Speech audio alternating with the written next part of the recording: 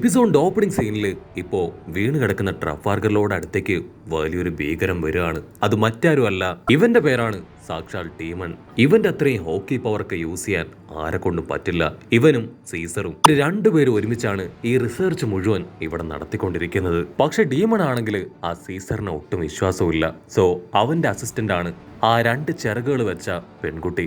അവൻ ട്രഫാൽഗറിലോട് പറയും, നിന്നെ എനിക്ക് ആദ്യം മുതലേ സംശയം ഉണ്ടായിരുന്നു. നിന്റെ ഓരോ ചലനവും ഞാൻ ശ്രദ്ധിക്കുന്നുണ്ട്. ആരും വഷളാകുന്നു മനസ്സിലാക്കിയ ട്രഫാൽഗറിലോ അവൻ ചാടി എഴുന്നേറ്റ് സ്ക്വാഡ് വലിച്ചൂരും. പക്ഷെ അപ്പോഴേക്കും അവന്റെ പവർ ഉപയോഗിച്ച് ഇപ്പൊ ട്രഫാൽഗറിലോടെ ഹാർട്ടില് അങ്ങനെ പിടിച്ചമർത്താണ്. ഒരുപാട് വേദനയിൽ അവൻ താഴേക്ക് വീഴും. സെക്കൻഡുകൾ കൊണ്ട് ഡീമൺ വില്ലൻ അവൻ ഹോക്കി പവർ ഉപയോഗിച്ച് ട്രഫാൽഗറിലോയെ അറ്റാക്ക് ചെയ്യാണ്. അവിടുന്ന് അങ്ങനെ സീൻ കട്ട് ചെയ്ത് ലാബിന്റെ ഫ്രണ്ട് സൈഡ് കാണിക്കും. അവിടെയാണെങ്കിൽ ആ വില്ലൻ അവന്റെ പവർ വെച്ച് ലൂഫിയൻ ടീമിനെ എല്ലാവരെയും ഇപ്പൊ അൺകോൺഷ്യസ് ആക്കിയിരിക്കുകയാണ്.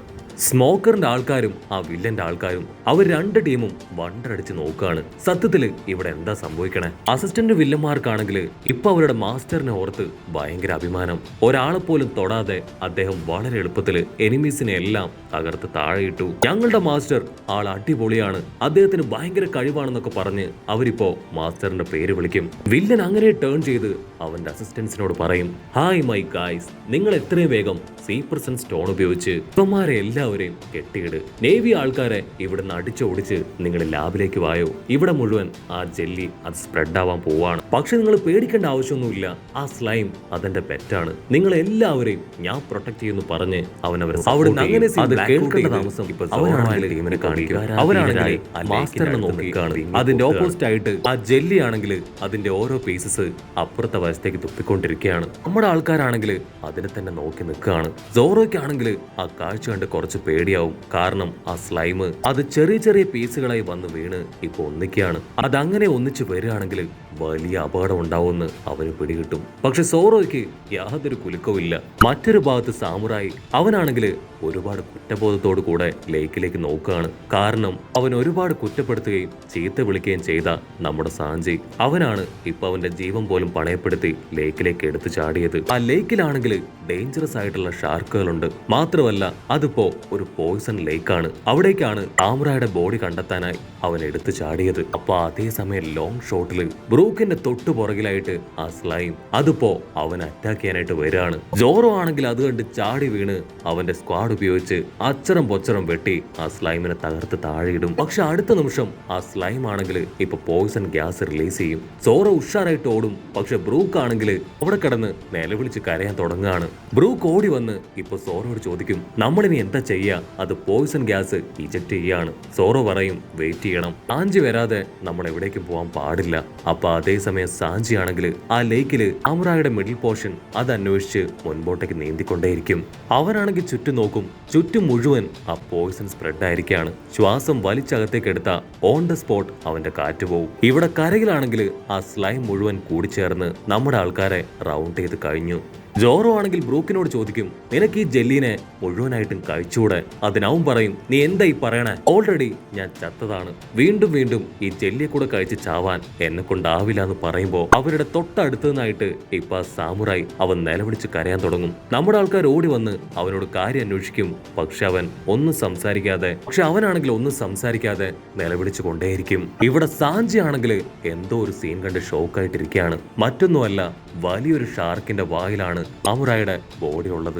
അതെങ്ങനെ എടുക്കുമെന്ന് പറഞ്ഞ് അവനിപ്പോ ആകെ കൺഫ്യൂസ്ഡ് ആവും. ഷാർക്ക് ആണെങ്കിൽ അറഞ്ചം പുറഞ്ചം ആ ബോഡി കടിച്ചു പറിക്കും. ആ വേദനയിലാണ് സാമുറായി നിലവിളിക്കുക. ഇവിടെ സാഞ്ചി അവൻ സ്പീഡിൽ വന്ന് ഷാർക്കിന്റെ മുതുകിൽ കയറിയിരുന്ന് എങ്ങനെയെങ്കിലും ആ ബോഡി പുറത്തേക്ക് എടുക്കാൻ ശ്രമിക്കും. സാഞ്ചി കൈ ചുരുട്ടി ഒരൊറ്റ അടി. ആ ഒരു അടിയിൽ അവന്റെ ബോഡി തെറിച്ച് പുറത്തേക്ക് പോകും. സാഞ്ചി ആ ബോഡി ക്യാച്ച് ചെയ്ത് ഇപ്പൊ മുകളിലേക്ക് നീന്താൻ തുടങ്ങും. പക്ഷെ മുകളിൽ മുഴുവൻ ഓൾമോസ്റ്റ് ആ പോയിസൺ സ്പ്രെഡായി. അതിനു മുമ്പിൽ ഇപ്പൊ വളരെ ചെറിയൊരു ഗ്യാപ്പ് മാത്രമാണ് ഉള്ളത്. ആ ഷാർക്ക് ആണെങ്കിൽ പോയിസണിൽ പെട്ട് ചത്തുപോകും. ഇവിടെ സാഞ്ചിക്കാണെങ്കിൽ നാമിയുടെ ബോഡി ആയതുകൊണ്ട് തന്നെ ഒരുപാട് സ്ട്രെസ് കൊടുക്കാൻ പറ്റില്ല. അവനെ കൊണ്ട് പറ്റും പോലെ ബ്രെത്ത് കൺട്രോൾ ചെയ്ത് അവൻ മുകളിലേക്ക് കുതിച്ചു ചാടി പുറത്തേക്ക് വരികയാണ്. സാമുറായിക്കാണെങ്കിൽ ഭയങ്കര സന്തോഷം.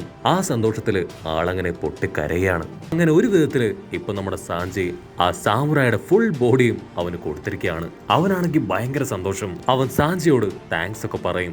സാഞ്ചി ആണെങ്കിൽ തണുത്ത് വിറക്കി പറയുകയാണ്, താങ്ക്സ് ഒക്കെ പിന്നെ പറയാം, ആദ്യം നീ നിന്റെ മാജിക് പവർ ഉപയോഗിച്ച് എനിക്കൊരു ഡ്രസ്സ് തായോ. അവനത് കേൾക്കേണ്ട താമസം ഞൊടിയിടയിൽ ഡ്രസ്സ് ക്രിയേറ്റ് ചെയ്ത് സാഞ്ചിക്ക് കൊടുക്കും. അവനാണെങ്കിൽ ഇപ്പൊ സാഞ്ചിയുടെ അടുത്ത് വളരെ പൊളൈറ്റ് ആയിട്ട് സംസാരിക്കും.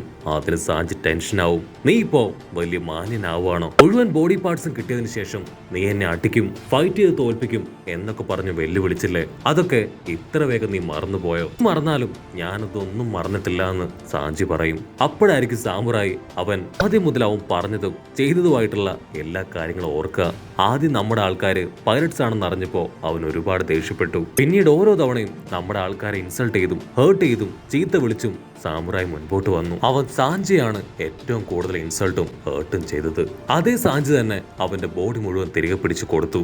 അവൻ പറഞ്ഞ കാര്യങ്ങളെല്ലാം ഓർത്ത് കുറ്റബോധത്തില് പൊട്ടിക്കരയാണ്. ഐ എം സോറി, ദയവ് ചെയ്ത് എന്നോട് ക്ഷമിക്കണം, എന്റെ അറിവില്ലായ്മ കൊണ്ട് പറഞ്ഞു പോയതാണ്. സത്യത്തിൽ നിങ്ങൾ എല്ലാവരും, പ്രത്യേകിച്ച് സാഞ്ചി നീ, എനിക്ക് ദൈവത്തിന് തുല്യരാണ്. നിങ്ങളില്ലായിരുന്നെങ്കിൽ എനിക്ക് എന്റെ ബോഡിയും ജീവനും ഒന്നും തിരികെ കിട്ടില്ലായിരുന്നു. അവനാണെങ്കിൽ സാഷ്ടാംഗം പ്രണമിച്ച് തലയിട്ട് നിലത്ത് അടുപ്പിക്കാൻ തുടങ്ങും. അതുകൊണ്ട് സാഞ്ചി ആണെങ്കിൽ അവന്റെ തല പിടിച്ചു വലിക്കും. നീ ഒരാണാണോ അല്ലെങ്കിൽ നീ ഒരു സാമുറായി ആണോ? ആണുങ്ങൾ ഒരിക്കലും ഇങ്ങനെ വിട്ടുകൊടുക്കില്ല. നിന്നെപ്പോലെ ഇത്രയും സില്ലി ആയിട്ടുള്ള ഒരു സാമുറായി ഞാൻ കണ്ടിട്ടില്ല. അവനാണെങ്കിൽ വീണ്ടും വീണ്ടും മറ്റാരെങ്കിലും ആയിരുന്നെങ്കിൽ ഞാൻ ഇങ്ങനെ ചെയ്യില്ലായിരുന്നു. പക്ഷെ നിനക്ക് മുൻപിൽ ഞാൻ തോറ്റുപോയെന്ന് പറഞ്ഞ് അവര് പരസ്പരം അങ്ങോട്ടും ഇങ്ങോട്ടും ആശ്വസിപ്പിക്കുകയാണ്. അപ്പോഴായിരിക്കും ബ്രൂക്ക് അതിന്റെ നടുവിലേക്ക് വരിക. എക്സ്ക്യൂസ് മീ, ഞാൻ നിങ്ങളെ ഡിസ്റ്റർബ് ചെയ്യല്ലോ. ഒരു ചെറിയ കാര്യം എനിക്ക് നിങ്ങളോട് പറയാനുണ്ട്. ഇനിയും നിങ്ങൾ വെട്ടിപ്പിടിച്ചും പൊട്ടിക്കരഞ്ഞും സമയം കളയുകയാണെങ്കിൽ നമുക്ക് ചുറ്റുമുള്ള ജെല്ലി നമ്മളെ വിഴുങ്ങും. ഉടനെ അവർ ചുറ്റും നോക്കും. ആ ജെല്ലി ഇപ്പോ പൂർണ്ണ രൂപത്തിലായിട്ട് നമ്മുടെ ആൾക്കാർ റൗണ്ട് ചെയ്തുകൊണ്ടിരിക്കുകയാണ്. അവിടുന്ന് അങ്ങനെ കട്ട് ചെയ്ത് ആ തേർഡ് ലബോറട്ടറി കാണിക്കും. അവിടെയാണെങ്കിൽ നമ്മുടെ ചോപ്പർ അവൻ ആ ലാബ് കണ്ടെത്തി ടീസർ ഉണ്ടാക്കി വെച്ചിരിക്കുന്ന ആന്റിഡോട്ട് അത് അവിടെ മുഴുവൻ അന്വേഷിക്കാനായിട്ട് തുടങ്ങും. അതെങ്ങനെയായിരിക്കും അവൻ ഉണ്ടാക്കിയിരിക്കുക എന്നൊക്കെ അവൻ ചിന്തിക്കുകയാണ്. ചോപ്പർ ആ ടേബിളിലേക്ക് നോക്കും. അതിലൊരു വലിയ ബുക്ക് കാണും. ഒരു പക്ഷേ ആ ഡ്രഗിന്റെ റെസിപ്പി അതിലുണ്ടെങ്കിൽ ഈസി ആയിട്ട് എനിക്കത് ഉണ്ടാക്കാൻ പറ്റുമെന്ന് പറഞ്ഞ് അവനത് ഓപ്പൺ ചെയ്ത് നോക്കും. അവൻ കരുതിയതുപോലെ ആ ഡ്രഗിനെ കുറിച്ചുള്ള എല്ലാ ഡീറ്റെയിൽസും അതിലുണ്ടാവും. മതി, ഇത്രയും മതി, ബാക്കി ഞാൻ കലക്കൂന്ന് പറഞ്ഞ് ചെക്കൻ അവിടെ നിന്ന് ഓടും. അതേസമയം ഇവിടെ ജെല്ലി മുഴുവൻ പരസ്പരം കണക്റ്റഡ് ആയിട്ട് വലിയൊരു ഭീമാകാരനായ ജെല്ലിയായി മാറിയിരിക്കുകയാണ്. മറ്റൊരു ഭാഗത്ത് ലൂഫിയാൻ ടീമിനെ സീ പ്രസന്റ് സ്റ്റോണുള്ള ചെയിനൊക്കെ ഉപയോഗിച്ച് ലോക്ക് ചെയ്ത് വെച്ചിരിക്കുകയാണ്. ആ മെയിൻ വില്ലൻ സീസർ നമ്മുടെ ആൾക്കാരെ ഒരു പ്രത്യേക സ്ഥലത്തേക്ക് കൊണ്ടുപോകാൻ അവന്റെ അസിസ്റ്റൻസിനോട് പറയും. കട്ട് ചെയ്താ ഇവിടെ സോറോ ആൻഡ് ടീമിന് എന്താ ചെയ്യേണ്ടതെന്ന് അറിയില്ല. ആ ജെല്ലി മുഴുവനായിട്ടും അവർ റൗണ്ട് ചെയ്ത് കഴിഞ്ഞു. സാഞ്ചിക്കാണെങ്കിൽ അവന്റെ ഹാർട്ട് ബീറ്റ് കൂടി കൂടി വരും. കാരണം അവന്റെ കയ്യിലുള്ളത് നാമിയുടെ ബോഡിയാണ്. അതിനെന്തെങ്കിലും പറ്റിയാ അവൾ അവനെ വെറുതെ വിടില്ല. ഉടനെ നമ്മുടെ സാമുറായി അവനാണെങ്കിൽ വമ്പൻ ആക്ഷനൊക്കെ ഇട്ട് അവന്റെ സ്ക്വാഡ് എടുത്ത് ആഞ്ഞു വീശി ഒരൊറ്റ വെട്ട്. ആ ഒരു വെട്ടില് ആ ജെല്ലിയുടെ ബോഡി മുഴുവൻ തീ കത്തി എരിയാൻ തുടങ്ങും. തീ മുഴുവനായിട്ടും കത്തിപ്പിടിച്ച ജെല്ലിയെ രണ്ടായിട്ട് വെട്ടി നീക്കി അവർക്ക് പോവാൻ അവൻ വഴിയൊരുക്കും. സാമുറായി പറയും, എനിക്ക് എത്രയും വേഗം എന്റെ കുഞ്ഞിനെ അന്വേഷിച്ചു പോണം. അതിന് സോറോ, നീ അതിനൊറ്റയ്ക്ക് പോവില്ല, നിന്റെ കൂടെ ഞാനും ഉണ്ടാകും എന്ന് പറയുന്നതോട് കൂടെ ഈ ഒരു എപ്പിസോഡും അവസാനിക്കുന്നു. എപ്പിസോഡ് ഇഷ്ടപ്പെടുകയാണെങ്കിൽ തീർച്ചയായിട്ടും ലൈക്ക് ചെയ്യാനും കമന്റ് ചെയ്യാനും ഷെയർ ചെയ്യാനും മറക്കല്ലേ. അടുത്തൊരു അടിപൊളി എപ്പിസോഡുമായിട്ട് കാണുന്നവരെ it's me with Mallu episode.